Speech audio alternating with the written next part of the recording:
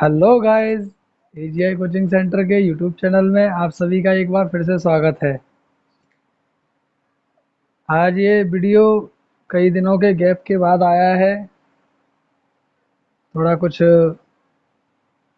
समय लग गया, कुछ और सब्जेक्ट्स को मैं थोड़ा तैयार कर रहा था और कोशिश कर रहा था आपके लिए वीडियो बनाने के लिए, लेकिन समय नहीं मिल पाया, जिस वजह से मैं आप लोगों को वीडियो नहीं दे पाया। लेकिन इसके बाद में जो भी अब वीडियोस आएंगे वो वीडियोस अब कंटिन्यूस आएंगे। अब कोई भी इसमें अवकाश नहीं आएगा बीच में, ऐसी मैं आशा करता हूँ। शायद मेरे से अब ऐसा नहीं होगा कि जितना गैप अब हुआ है वो आगे कभी हो। ठीक है, आज हम स्टार्ट करेंगे कि दो चरों के रैखिक समीकरणों के युग्म में बदले जा सकने वाले समीकरण। दो चरों के रैखिक समीकरणों के युग्म में बदले जा सकने वाले समीकरण। अब हम समीकरणों को रैखिक समीकरण में पहले हम बदलेंगे, तब हम उसे सॉल्व करेंगे। ठीक है, और उससे पहले एक बात आपसे कहूँगा कि इस वीडियो को आप बिना स्किप किए लास्ट तक पूरा देखें, और किसी भी समस्या के लिए आप हमें कमेंट करें। और अगर आपको वीडियो अच्छा लगता है तो हमारे वीडियो को लाइक करें, और यदि आप हमारे चैनल पर अभी नए हैं तो चैनल को सब्सक्राइब आप कर लें और बेल आइकन को भी दबा लें, जिससे कि आपको अगले वीडियो का नोटिफिकेशन सबसे पहले मिल जाए। ठीक है, चलिए स्टार्ट करते हैं। और स्टार्ट करने से पहले एक और महत्वपूर्ण बात, आप इस लेक्चर को, जो भी मैं इस पेज पर मैं आपको पढ़ाऊँगा, आप उसे नोट करने के लिए या तो वीडियो को पॉज़ करके आप नोट कर सकते हैं, या फिर मैंने लिंक डिस्क्रिप्शन में दे दिया है, आप वहाँ से जा कर के इसका पीडीएफ फाइल डाउनलोड कर सकते हैं और फिर उसे आप आसानी से नोट कर सकते हैं। पहले चाहे आप पीडीएफ डाउनलोड कर लें और नोट करने के बाद में अच्छे तरीके से धीरे-धीरे पॉइंट वाइज़ समझ लें, और किसी भी समस्या के लिए आप हमें कमेंट कर सकते हैं। चलिए बात कर लेते हैं क्वेश्चन नंबर फर्स्ट की और स्टार्ट करते हैं। पहला ही क्वेश्चन एक्सरसाइज 3.6 है। इसके बाद में एक और वीडियो आएगा, उसके बाद में ये चैप्टर फिनिश। और जैसा कि हमने आपसे कहा है, जुलाई तक हमने आपको ये जो है आपका सिलेबस ख़त्म कराना है, पूरा कराना है, तो हम पूरा करा देंगे। स्टार्ट करते हैं कि निम्नलिखित समीकरणों के युग्मों को रैखिक समीकरणों के युग्म में परिवर्तित करके हल कीजिए। तो एक्सरसाइज का ये पहला क्वेश्चन है और इसमें इसके 8 पार्ट हैं। 8 करना कैसे है, पहले समीकरणों के युग्म में, रैखिक समीकरणों के युग्म में परिवर्तित करके हल करना है। पहले से हम बदलेंगे। देखिए अभी क्वेश्चन आपके जो सामने है स्क्रीन पर, इसमें क्या है कि अगर आप इसे अब इस प्रकार से अगर आप इसे सॉल्व करते हैं तो आपको काफ़ी सारी दिक्कतों का सामना करना पड़ेगा।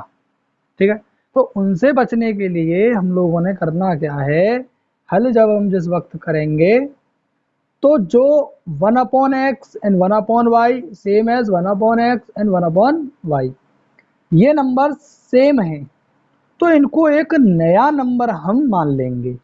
ठीक है, कुछ इस प्रकार से कि 1/x को मैंने मान लिया p और 1/y को मैंने मान लिया q। यहाँ आप कह सकते हैं माना, लेट।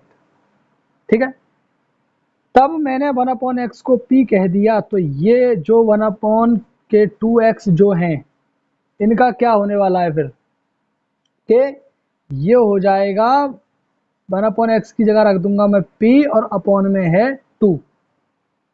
ठीक है, सेम एज इसी प्रकार से जो ये है 1/y, इसकी जगह पर मैं रख दूंगा q और नीचे कौन है 3, बीच में प्लस था, प्लस आ गया, इक्वल टू 3, सॉरी 2 है इधर। ठीक है, देन इसे कर देंगे अब हम सॉल्व। ये इधर चला जाएगा, 3p प्लस 2q, एलसीएम आ जाएगा 3 दूनी 6 बराबर में 2, 3p प्लस 2q बराबर, ये इधर जाएगा तो 3 दूनी, ये 6 दूनी 12, समीकरण 1 तैयार। इसी प्रकार से दूसरे वाले को भी 1/x जो है इसको हमने कर दिया p और अपॉन में 3, प्लस 1/y को कर दिया q अपॉन ये 2, और इक्वल में है 13/6।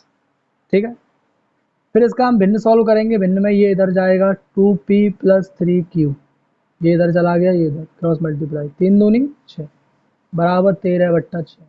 ये 6 फिर ऊपर जाएगा, 2p + 3q बराबर, इधर से काय में जाएगा, ये नीचे भाग में, इधर जाकर के गुणा में, और ऊपर नीचे 6 कट गया। ये हो गया 2p + 3q = 13, समीकरण नंबर 2। अब इसे करना है हमें हल, ठीक है। हल करने के लिए हमने आपको 3 बीजगणितीय विधि पढ़ा दी हैं पिछले वीडियोस में। आप चाहें तो पहले उन्हें देख लें, तब आप इस वीडियो को आगे देखें। यदि आपने वो वीडियो देख रखे हैं तो आपकी समझ में आने वाला है। यदि आपने नहीं देखे हैं तो लिंक डिस्क्रिप्शन में दिया हुआ है लास्ट वीडियो का, जिसमें कि वज्र गुणन विधि बताया गया है, और पीछे सब्स्टिट्यूशन मेथड यानी कि प्रतिस्थापन विधि, और एलिमिनेशन मेथड यानी कि विलोपन विधि, ठीक है, वो भी मैंने बता दी हैं। उनका मैंने लिंक डिस्क्रिप्शन में मैं दे दूंगा, आप वहाँ से जा करके उन्हें देख सकते हैं, ठीक है। चलिए अब मैं इसे सॉल्व कर लेता हूँ। मैं सॉल्व करूँगा इसे विलोपन विधि से। विलोपन विधि जिन बच्चों ने देख रखी है वो लोग वीडियो को पॉज कर लें और इसे पहले सॉल्व करें, बाद में मैच कर सकते हैं। चलिए पहले आप ट्राई करिए। यदि आपने पॉज करके ट्राई कर लिया है तो अब मैं स्टार्ट करता हूँ, ठीक है। चलिए करते क्या हैं कि पहले वाले नंबर्स को सेम करेंगे, यानी जो गुणांक हैं उनको सेम करते हैं। तो सर ये p जो है यहाँ पर 2 हैं, यहाँ पर p 3 है। सर q को देख लो, अगर हो सकता है q एक जैसे हो, ये 2 हैं ये भी 3 है, तो दोनों का ही मामला अलग है। यानी कि p और ये p दोनों समीकरणों के सेम करना चाहते हैं हम। तो कैसे करेंगे, अगर इसमें मैं 2 का गुणा कर दूं तो 6p हो जाएगा, और इसमें अगर मैं 2 का गुणा कर दूंगा तो 2 दूनी 4 यानी कि 4p यानी 4p ये बन जाएगा। सॉरी, इसमें 2 से क्यों करेंगे, फिर इसमें 3 से करेंगे। जब वो 6 है इसको 4 क्यों करेंगे, फिर हम 6 करना पड़ेगा, तो इसमें 3 से करेंगे, तो 3 दूनी फिर 6, दोनों की बात बन जाएगी। तो यहाँ पर हम कहेंगे कि समीकरण 1 में तो करेंगे 2 से गुणा, और समीकरण 2 में करेंगे 3 से गुणा, तो बात बन जाएगी, और उसे हम घटा देंगे। घटा क्यों रहे हैं, सेम साइन होते हैं तो घटाते हैं, ऐसा हम विलोपन विधि में आप लोगों को बता चुके हैं, ठीक है। तो इसमें 2 से गुणा करता हूँ तो ये हो जाएगा 6p, और इसमें करूँगा 2 से गुणा तो 2 दूनी 4q, और इसमें करूँगा तो ये 24। सेम है, अब इस साइड भी करना पड़ेगा, 3 से करना पड़ेगा, मगर ये हो जाएगा 6p, और 3 से फिर करूँगा 3 तिया 9, और 13 में 3 से करूँगा तो 13 तिया 39। घटाने पर चिन्ह बदल जाते हैं, ये खत्म। इसमें से घटाऊंगा तो ये बचेगा 5q = में ये बच जाएगा, इसमें इसको मैं सब्ट्रैक्ट कर दूंगा तो 5 और 3 से 15 माइनस ने माइनस को कट कर दिया। देन यहाँ से q बराबर कितना आ जाएगा, मेरे पास में आ जाएगा 15/5 मीन्स 3, q की वैल्यू आ गई 3। अब इसे मैं पुट कर दूंगा किसमें, इन फर्स्ट या सेकंड, किसी में भी रख लीजिए, q से हमें p की वैल्यू मिल जाएगी। फिर उससे यहाँ अगर मैं इसे रख दूंगा q को, तो मुझे क्या मिलेगा, 3p + 2 × q की जगह पर 3 = 12, और ये आ जाएगा 3p + 6 = 12, और 3p = 12 - 6, और 3p = 6p = 6/3 मीन्स 2। यहाँ पर आ गया ये 2। अब सर हमने p और q को माना क्या था, अब हमें समीकरण तो x और y में दिए गए हैं, तो हल तो x और y की वैल्यू आएगी ना, p और q की क्या आएगी। तो p माना था हमने 1/x बराबर 2, तो यानी अब मैं x को अगर मैं बदलूंगा तो इसके नीचे 1 है मान लेंगे हम, तो इसको भी हमें बदलना पड़ेगा, ठीक है। बदलने पर ये x की वैल्यू 1/2 आ जाएगी, और q को माना था हमने 1/y, तो इसलिए ये 3, ऐसे मैं इसको बदलूंगा तो y की वैल्यू आ जाएगी 1/3। ये समीकरण के आपके लिए हल हो गए दोनों, x की वैल्यू 1/2 और y की वैल्यू 1/3। ये आपके लिए इन समीकरणों के हल हो गए। आशा करते हैं बात समझ में आ गई होगी आपके अच्छे तरीके से। अगले पॉइंट की बात करते हैं इसकी। नोट करने के लिए आप लोग पीडीएफ को डाउनलोड कर लें, यदि आपने पीडीएफ डाउनलोड नहीं किया है, क्योंकि अगर आप स्क्रीन को रोक करके भी आप नोट कर सकते हैं, बट स्क्रीन में कभी कभी आगे पीछे चल जाता है तो नोट करने में दिक्कतें आती हैं, ठीक है। और आप पीडीएफ पहले डाउनलोड कर लें, उसे नोट कर लें, देन आप समझें अच्छे तरीके से, ठीक है। और किसी भी समस्या के लिए आप हमें कमेंट करें, और यदि सवाल समझ में आ गया है और आपने लाइक नहीं किया है तो पहले लाइक कर दें आप, ठीक है। मैं अगले पॉइंट की बात करता हूँ तब तक, ठीक है। अगला पॉइंट है ये दूसरा कि 2/√में x 3/√y इक्वल टू 2 और ये है 4/√x माइनस के 9/√y इक्वल टू -1। तो वही फिर एक बार से मैं जो है 1/√x, कोई कहेगा सर ऊपर 1 कहाँ है अब, तो भाई इनटू में तो आप 1 ले ही सकते हैं या नहीं। इसको मान लिया p माना, ऐसे ही 1/√y को मान लिया q, देन मानते ही भैया ये हो जाएगा 2p + 3q इक्वल टू 2 और ये हो जाएगा 4p - 9q इक्वल टू -1। समीकरण 1, समीकरण 2, दोनों को कर लिया जाए सॉल्व। किस तरीके से, इसमें कर दीजिए 2 से गुणा तो 2 दूनी 4, ये सेम हो जाएगा, ठीक है। कि समीकरण 1 में गुणा 2 से और माइनस कर दो दूसरे वाले को, तो ये 2 से गुणा करेंगे इसमें तो ये हो जाएगा 4p + 3 दूनी 6 और 2 से ये हो जाएगा 4, इसमें करेंगे इसमें तो कुछ करना ही नहीं है, सेम एज माइनस का 9q इक्वल टू -1। एक चिन्ह गलत होने पर पूरा क्वेश्चन खत्म हो जाता है। चिन्हों का विशेष ख्याल रखें, ये माइनस था मैंने प्लस कर दिया था, ठीक है। ये खत्म हो जाएगा, ये दोनों ऐड हो जाएंगे 15 और ये दोनों भी ऐड हो जाएंगे 5, यानी कि q बराबर यहाँ से आ जाएगा 5/15 यानी कि 1/3। और इसे हम पुट कर देंगे समीकरण 2 में या समीकरण 1 में।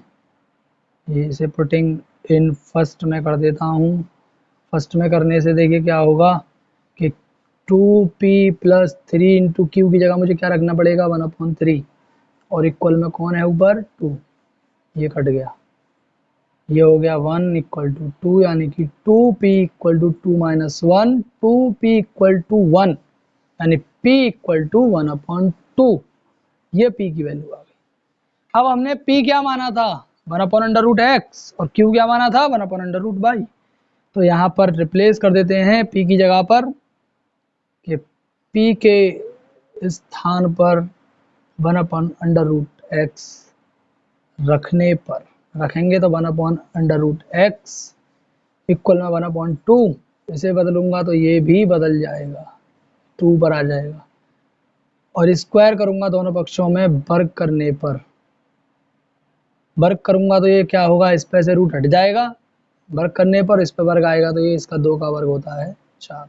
आंसर सेम एज यहाँ पर, अब q की जगह पर 1/√y हम रखेंगे इक्वल 1/3, इसे √y को ऊपर करूंगा तो 3 ऊपर हो जाएगा और फिर यहाँ पर भी वर्ग करने पर वर्ग करेंगे तो भैया ये y और ये 3 का वर्ग हो जाएगा 9, यानी कि x बराबर 4 और y बराबर 9 इस समीकरण का हल है।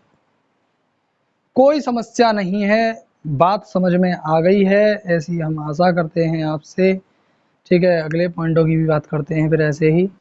तीसरा पॉइंट है अब 1/4x + 3y = 14, 3/x माइनस के 4y = 23।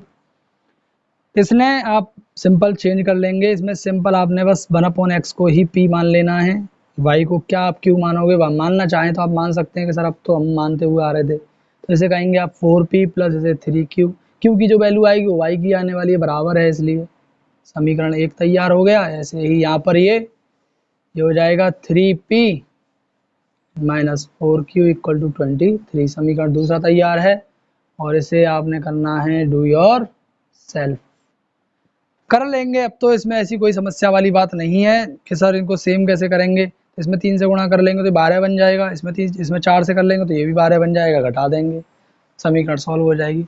विलोपन से कर लो, प्रतिस्थापन से कर लो, वज्र गुणन से कर लो, जो भी विधि आपको अच्छे तरीके से समझ में आ गई है उस विधि से आप इसे सॉल्व कर लो। ये नहीं कहा गया कि एक ही बीजगणितीय विधि से आपने ये सॉल्व करना है, ऐसा आपसे कोई भी दबाव नहीं है आप पर, ठीक है। चलिए अगले पार्ट की बात कर लेते हैं, साथ ही साथ आपको दिख रहा था ये पहले से ही, तो कुछ लोग तो इसी के बारे में पहले से सोच रहे थे कि ये कैसे होगा। चलिए वही दोबारा से कि माना 1/x - 1, एक कहाँ है सर, कि इसके मल्टीप्लाई में 1 नहीं ले सकते क्या, हम मल्टीप्लाई 1 करके ले सकते हैं ना, 5 एकम 5 ही आएगा, इसने p मान लिया हमने और 1/y - 2 = इसको q मान लिया। देन ऐसे मानेंगे तो 5p बन गया और ये बन जाएगा सिंपल q इक्वल टू 2, समीकरण 1। सेम एज ये 6q माइनस 6p, थोड़ा गड़बड़ हो गया, कोई दिक्कत नहीं, इक्वल 1, समीकरण 2। सॉल्व कर लीजिए कि सर अब इसमें क्या करें, p दोनों को सेम करना। अरे यार q को कर लो ना, देखना इसमें 3 से गुणा कर दो समीकरण 1 में, समीकरण 1 में 3 से गुणा और दूसरे के साथ जोड़ दो। मैंने क्या बताया था विलोपन में, क्या अगर चिन्ह अलग अलग होते हैं इनका मल्टीप्लाई, जैसे हम किसको बराबर कर रहे हैं, q को, तो जिस भी गुणांक, जिस भी चर के गुणांक को आप बराबर कर रहे हैं, अगर उनका चिन्ह अलग अलग है तो उनको जोड़ दीजिए, जिससे वो खत्म हो जाएंगे, क्योंकि जोड़ने पर चिन्ह नहीं बदलता है। अगर आप सेम साइन है और सेम नंबर है तो उसका आप उसे घटाएंगे जब भी तो चिन्ह बदलेगा, और चिन्ह बदल गया, अलग अलग चिन्ह एक जैसी संख्या, खत्म हो जाएगी। ठीक है, चलिए तो 3 से गुणा करिए, इसमें करेंगे तो 5 दिया 15 है, 3 से इसमें करेंगे 3q इक्वल में 3 दूनी 6। ठीक है, पूरे में गुणा करना पड़ता है दोनों पक्षों में, इसमें कुछ नहीं करना हमें। 6p minus 3q equal to 1, जोड़ रहे हैं, चिन्ह नहीं बदलेंगे, ये खत्म हो जाएगा। इन दोनों को आपने अगर जोड़ दिया तो 21p हो गया बराबर में 7, यानी कि p बराबर 7/21 यानी 1/3, p की वैल्यू 1/3। ठीक है, इसे पुट कर देंगे अब हम इन, किस में करूं बताओ, फर्स्ट में कर देता हूं। ठीक है, चलिए फर्स्ट में कर देते हैं, सेकंड में कर लेते हैं। देखिए सेकंड में थोड़ा सा हमने क्या बोला था कि जिसमें भी इजी बढ़े उसमें कर लेना, फर्स्ट में कर लो सेकंड में कर लो, वैल्यू सेम आने वाली है, ऐसी कोई समस्या वाली बात इसमें नहीं है, कोई प्रॉब्लम नहीं होनी चाहिए। तो रखेंगे p की जगह पर 1/3 एंड 3q इक्वल टू 1, ये कट गया इससे 2 times 2 minus 3p equal to 1। ठीक है, ये 1 इधर ले आएंगे, इसको उधर पहुंचा देंगे तो 2 में से 1 कट जाएगा, यानी ये बच जाएगा 1, यानी q की वैल्यू आ जाएगी 1/3। और y x और ये सॉरी हमने क्या माने थे, p और q, 1/x minus 1 1/y minus 2 रख दीजिए, इसकी जगह पर 1/x माइनस 1 इक्वल टू 1/3। तो इसे बदलूंगा तो ये भी बदल जाएगा, 3 ऊपर चला जाएगा। ठीक है, यानी x की वैल्यू आ जाएगी 3 + 1 इक्वल टू x की वैल्यू आ गई सीधे सीधे 4, और q क्या माना था हमने, 1/y माइनस 2 1/3। ऐसे इसको बदलूंगा, y माइनस 2 इक्वल टू ये भी 3 और y इक्वल टू ये हो जाएगा 3 + 2 यानी y इक्वल टू 5। दोनों के आंसर आ गए और कोई समस्या आप लोगों को भी नहीं है। बताइए क्या कोई किसी को कोई समस्या है, यदि समस्या है तो कमेंट करिए जल्दी से। ठीक है, अगले पॉइंट्स की बात करता हूँ जल्दी से। फिर अब जो पॉइंट्स बचे हैं इसके शेष, उनके मैं आपको समीकरण बना करके दे देता हूँ, आप उसे सॉल्व कर लेना। यदि कोई समस्या अगर आपको होती है तो आप कमेंट करेंगे, मैं अगले वीडियो में उसको क्लियर जरूर कराऊंगा। ठीक है, देखिए ऐसे कैसे सॉल्व करेंगे कि ऐसा कर लेंगे, आपने बी फॉर्म सुना है, बी फॉर्म, बहुत छोटा सा word, B form. B form हालांकि इसका कोई मैथमेटिकली कहीं आप किताब में देखेंगे तो आपको शायद नहीं भी मिलेगा। बी फॉर्म का मतलब ये होता है कि इस नंबर को आप इसके नीचे भी लिख दीजिए, इसके नीचे भी लिख दीजिए, दोनों के नीचे आप इसे लिख सकते हैं 7x/xy minus 2y/xy equal to 5। x से एक x कट जाएगा यानी कि 1/y इक्वल, यहाँ एक y से y कट जाएगा यानी कि ये सॉरी ये माइनस था यहाँ पर, और इक्वल में 5। ठीक है, ऐसे ही इसे करना है आपने 8x/xy plus 7y/xy equal to 15। x से x कट जाएगा नहीं 8/y प्लस y से y कट जाएगा x/7/x इक्वल टू 15।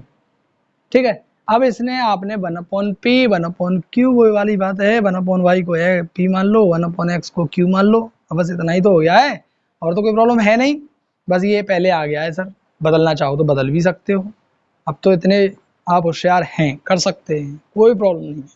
चलिए अगला देखते हैं, अब इसे कैसे करेंगे। सर इस एक्स वाई को आप नीचे ले आइए बहुत ही इजी फॉर्म में,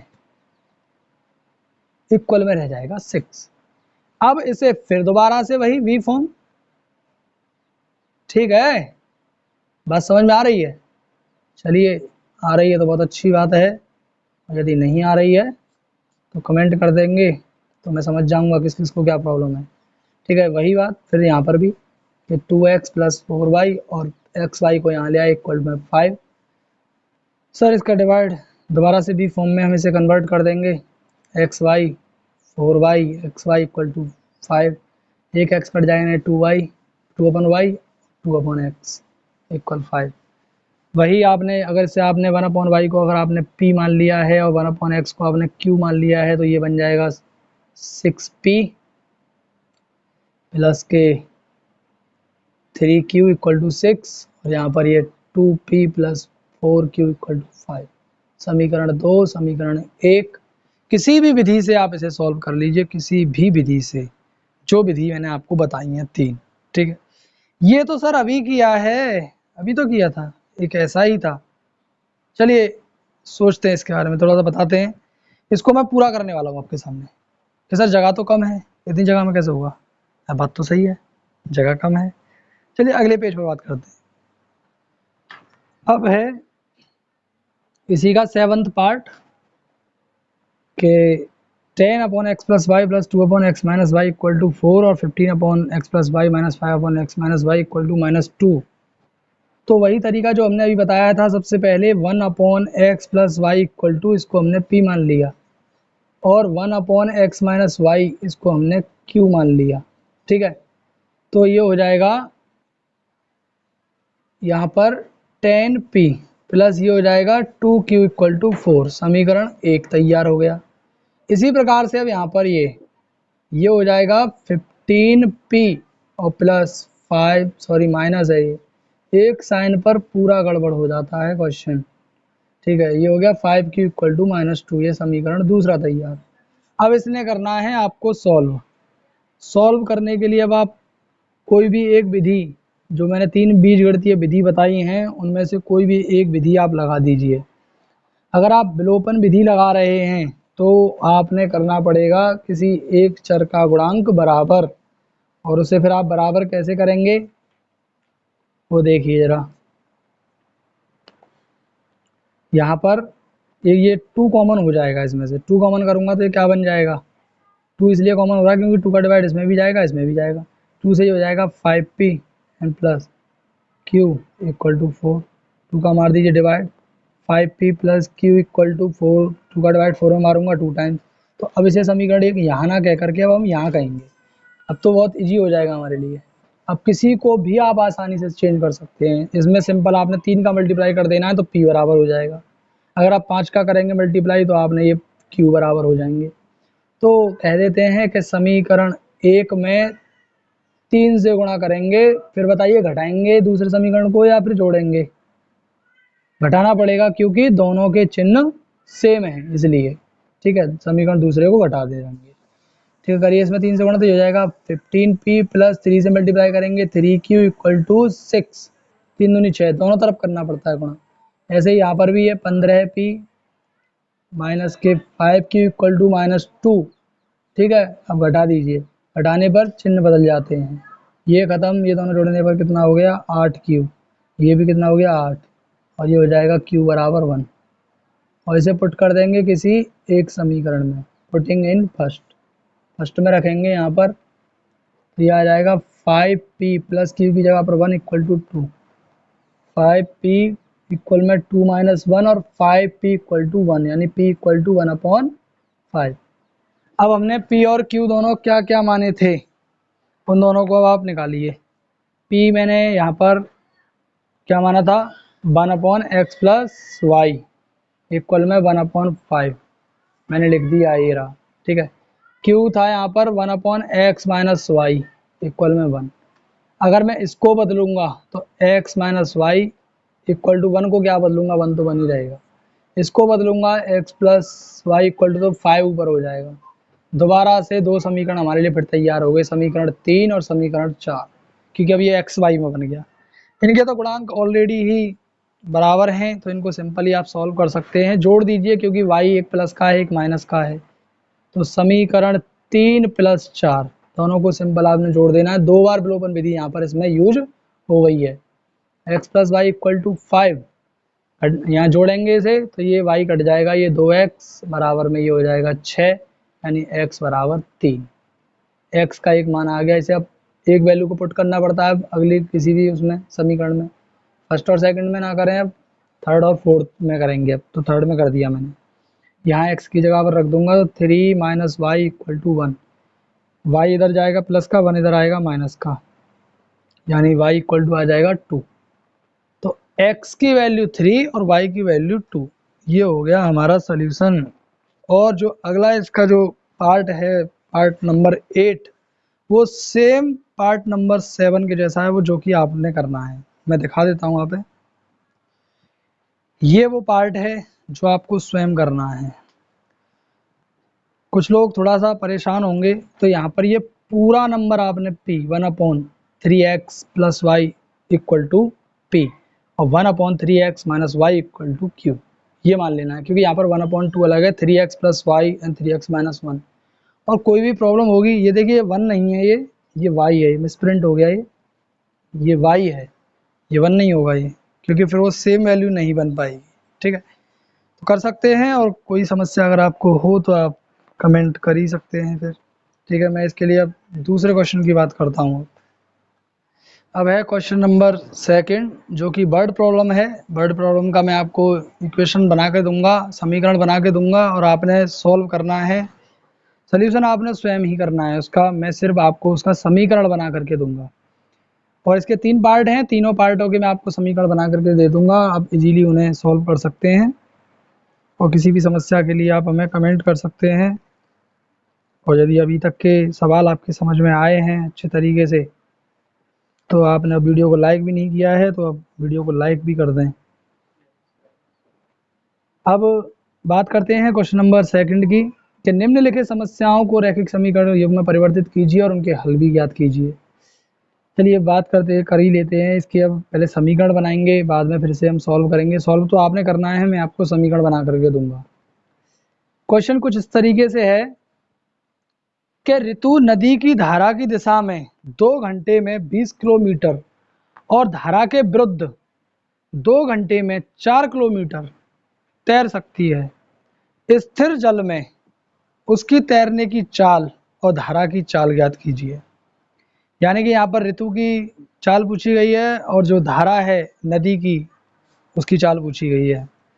तो मान लेते हैं x और y रही होंगी, कि माना स्थिर जल में ऋतु की चाल वो रही है x kilometre per our, x kilometre प्रति घंटे की जो है चाल से वह तैर सकती है।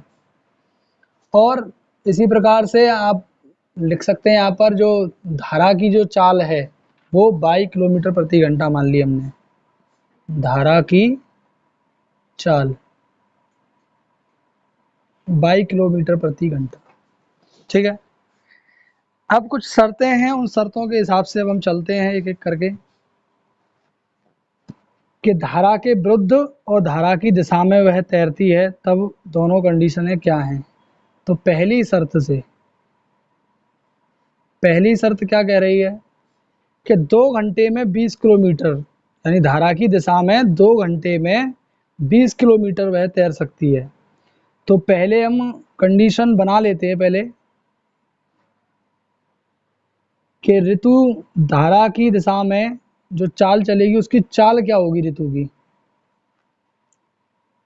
कि नदी में ऋतु की धारा की दिशा में चाल, धारा की दिशा में क्या चाल होगी ऋतु की, ऋतु कितनी चाल से तैर रही है x किलोमीटर पर आवर, और धारा कितनी चाल से चल रही है y। तो चाल कितनी हो जानी है ऋतु की, चाल बढ़ जाएगी।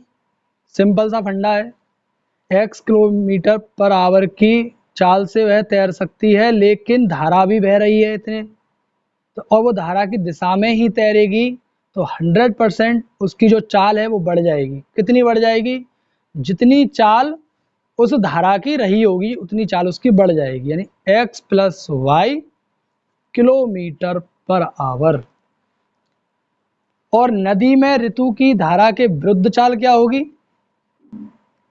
नदी में ऋतु की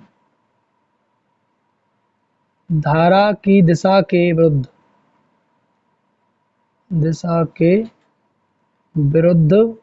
चाल, वो x किलोमीटर पर आवर से तैर सकती है, लेकिन धारा y किलोमीटर पर आवर की चाल से चल रही है। तो यानी जितनी चाल से धारा चल रही है उतनी चाल ऋतु की कम हो जाएगी। यानी धारा अगर इस साइड चल रही है, ये साइड धारा है और ऋतु इधर जा रही है, तो ये धारा जितनी चाल से चल रही है उतना ही फर्क इसकी चाल में आने वाला है। तो यानी ऋतु की जो चाल होगी वो 22 किलोमीटर पर आवर कम होने वाली है। तो इसे अब हम माइनस कर देंगे। अब शर्त क्या कहती है, पहली शर्त देखें अगर हम, तो पहली शर्त से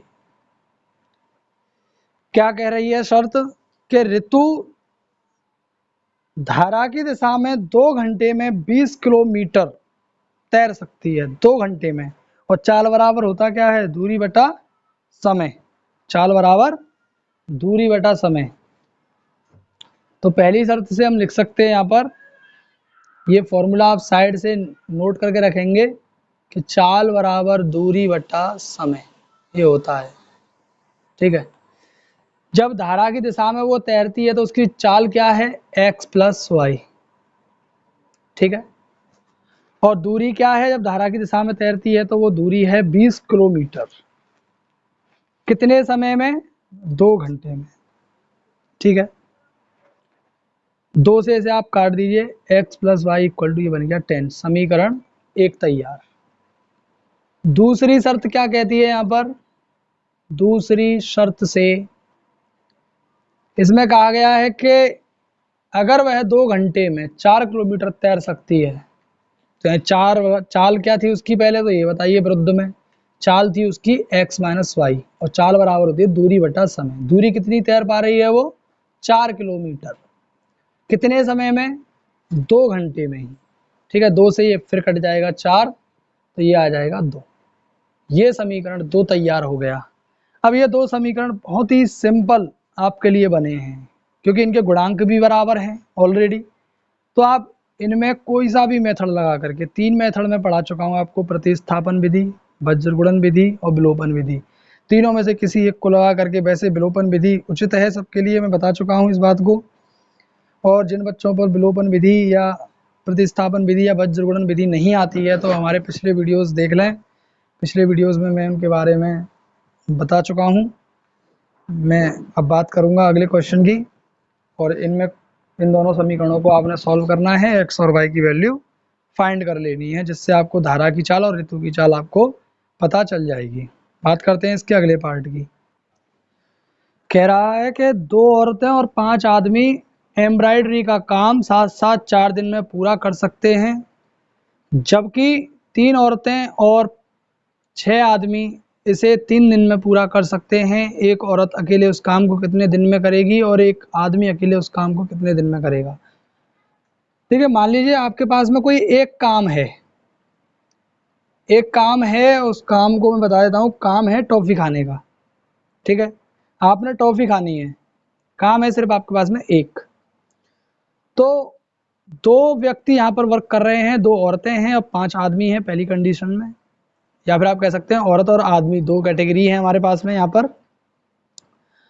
तो दोनों कैटेगरीज में काम है आपके पास में एक, तो कितना भाग औरतें करेंगी, कितना भाग आदमी करेंगे यहाँ पर, तब हम उनका जो सम निकालेंगे वो टोटल क्या आएगा, 1। देखिए करते हुए चलते हैं, जब बात समझ में आएगी। यहाँ पर पूछा गया है कि एक औरत अकेले उस काम को कितने दिन में करेगी और एक आदमी कितने दिन में करेगा। माना औरत द्वारा काम को करने में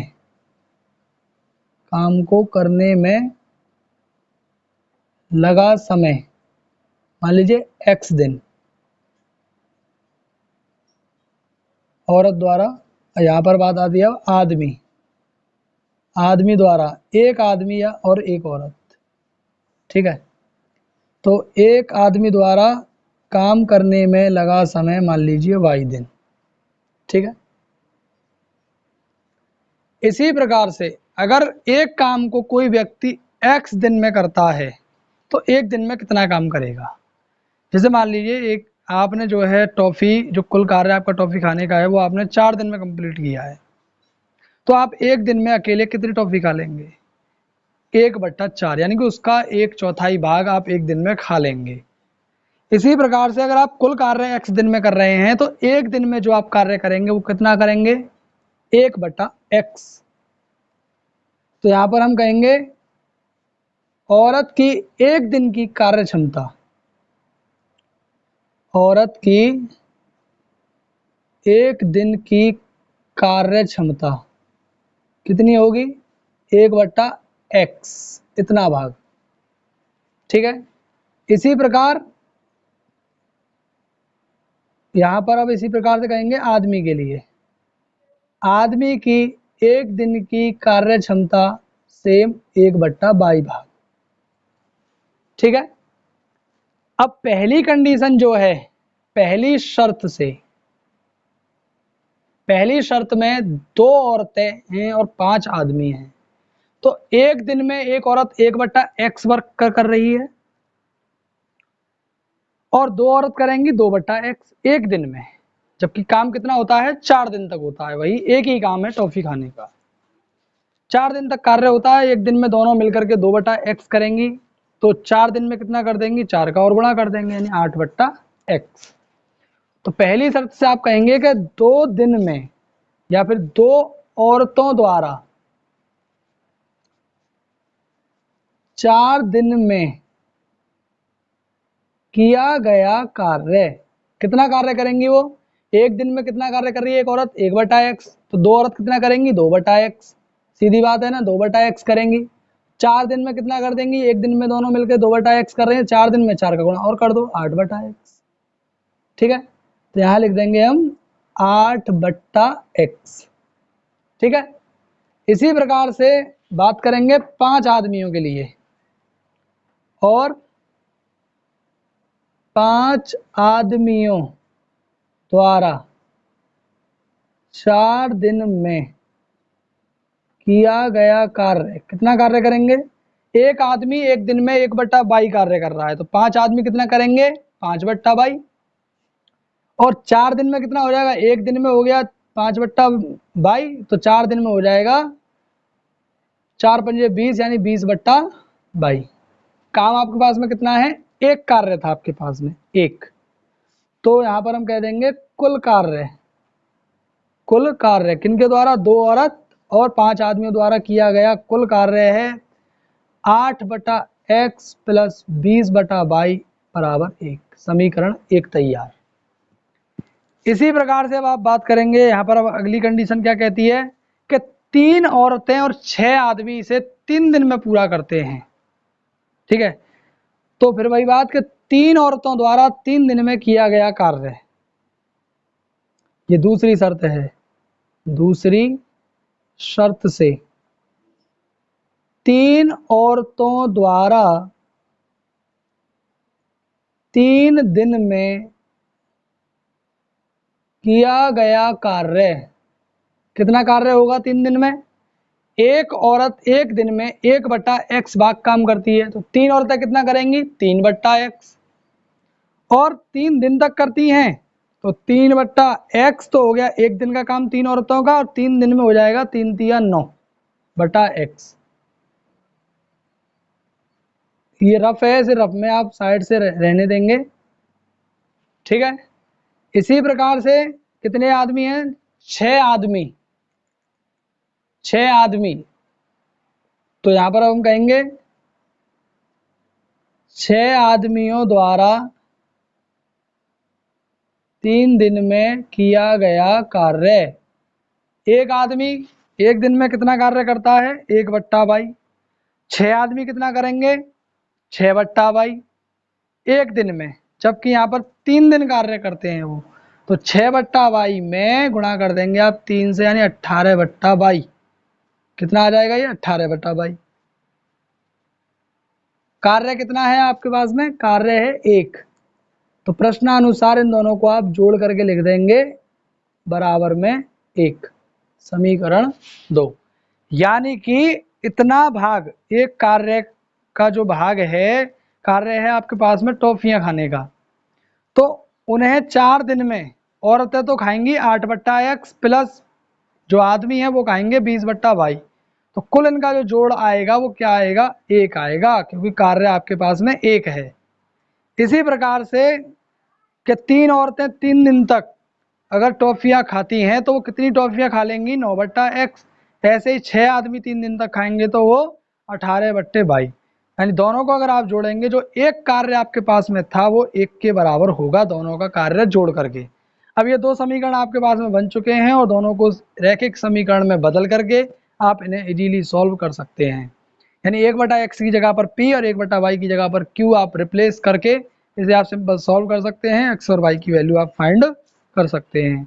बात करते हैं अगले वाले पॉइंट की। कह रहा है क्वेश्चन के रूही अपने घर के लिए 300 किलोमीटर यात्रा कुछ दूरी रेलगाड़ी से और कुछ दूरी बस से तय करती है। यदि वह 60 किलोमीटर यात्रा रेलगाड़ी से और शेष बस द्वारा करे तो उसे 4 घंटे लगते हैं घर तक पहुंचने में। और यदि वह 100 किलोमीटर रेलगाड़ी से और शेष बस से यात्रा करे तो 10 मिनट अधिक लगते हैं, यानी कि 4 घंटे 10 मिनट उसे लगते हैं। रेलगाड़ी और बस की पृथक पृथक चाल ज्ञात कीजिए। दोनों की अलग अलग चाल ज्ञात करनी है। तो हल माना रेलगाड़ी की चाल हमने मान ली, माना रेलगाड़ी की चाल x किलोमीटर पर आवर। इसी प्रकार से बस की चाल हमने मान ली y किलोमीटर पर आवर। ठीक है, तो 300 किलोमीटर कुल दूरी है हमारे पास में। यहाँ हम लिख सकते हैं कुल दूरी उसके घर की कितनी है, 300 किलोमीटर। ठीक है, कह रहा है यदि वह 60 किलोमीटर यात्रा रेलगाड़ी से करे और शेष बस द्वारा करे तो उसे 4 घंटे लगते हैं। तो 60 किलोमीटर दूरी को तय करने में उसको कितना समय लगा होगा। भाई हमारे पास में एक फॉर्मूला है कि चाल बराबर दूरी बटा समय। तो यहाँ से अगर मैं समय निकालूं तो समय बराबर आएगा दूरी बट्टा चाल। ठीक है, ये फॉर्मूला बन जाएगा। तो जब वह 60 किलोमीटर दूरी चलता है, 60 किलोमीटर दूरी को तय करने में लगा समय क्या होगा, 60 किलोमीटर दूरी को तय करने में लगा समय, समय बराबर है दूरी बटा चाल। दूरी कितनी है, 60 किलोमीटर। ठीक है, और चाल कितनी है, 60 किलोमीटर को हमने रेलगाड़ी से गई है वह, तो रेलगाड़ी की चाल है x। ठीक है, इतना समय उसे लगा। अब दूरी शेष क्या बची, शेष दूरी कुल दूरी थी 300, इसमें से 60 को घटा देंगे तो 240। अब हम कहेंगे कि 240 किलोमीटर दूरी को तय करने में लगा समय। कितना समय लगेगा कि दूरी रह गई 240 और चाल क्या है, अब बस से जा रही है तो यानी कि बाई, बट्टे में आ जाएगा बाई। कुल समय क्या लगा उसे, कुल समय ट्रेन से लगा 60/x और बस से लगा 240/y। और कुल समय प्रश्नानुसार कहा गया है 4 घंटे उसे लगते हैं। यानी कि रेलगाड़ी में लगा था कितना, 60/x घंटे और ये लगे 240/y घंटे। तो कुल समय लगा उसको 4 घंटे। दोनों को मैंने जोड़ दिया, समीकरण 1 तैयार हो गया। इसी प्रकार से अब वह कह रहा है क्वेश्चन कि वह 100 किलोमीटर रेलगाड़ी से जाती है और शेष बस से जाती है। तो फिर वही बात कि 100 किलोमीटर को, 100 किलोमीटर दूरी को तय करने में लगा समय, दूरी 100 किलोमीटर और रेलगाड़ी जा रही है x किलोमीटर पर आवर से, तो इतना समय उसे लगेगा, इतने घंटे। शेष दूरी क्या बचेगी, अब फिर शेष दूरी बचेगी 300 में से माइनस कर देंगे 100, यानी कि 200 किलोमीटर। अब 200 किलोमीटर दूरी को तय करने में लगा समय, समय बराबर क्या होता है, दूरी बट्टा चाल। दूरी कितनी है 200 और चाल है, बस से जा रहे हैं तो बस की है भाई घंटे। तो उसे कुल समय कितना लगता है, 10 मिनट अधिक लगती है उसे, यानी 4 घंटे 10 मिनट लगते हैं। तो यहाँ हम निकाल सकते हैं कुल समय क्या आएगा, बस यहाँ रेलगाड़ी को लगा 100/x प्लस बस से लगा 200/y और कुल समय लगता है 10 मिनट ज़्यादा, यानी 4 घंटे और 10 मिनट। इसे अब हम घंटे में कन्वर्ट कर लेंगे।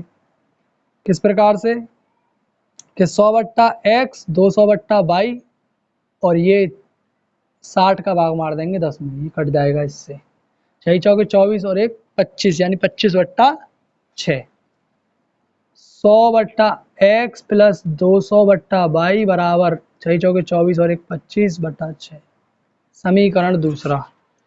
दो समीकरण आपके सामने हैं और इन दोनों समीकरणों को आपने पहले परिवर्तित करना है रैखिक समीकरण में और देन इसे करना है आपको सॉल्व। और यदि आपसे ये सॉल्व नहीं होता है और समस्या कोई आती है, वैसे तो आएगी नहीं अगर आपने अच्छे तरीके से वीडियो समझा है तो, यदि भी कोई प्रॉब्लम अगर आती भी है तो आप हमें कमेंट करें, अगली वीडियो में इसका जवाब मैं आपको ज़रूर दूंगा। और साथ ही साथ हमारी वीडियो को आप अपने फ्रेंड्स के साथ में शेयर भी करें। और यदि आपने चैनल को अभी भी सब्सक्राइब नहीं किया है तो चैनल को सब्सक्राइब कर लें और आगे भी इसी प्रकार से हमारी वीडियोज़ को आप देखते रहिए। धन्यवाद।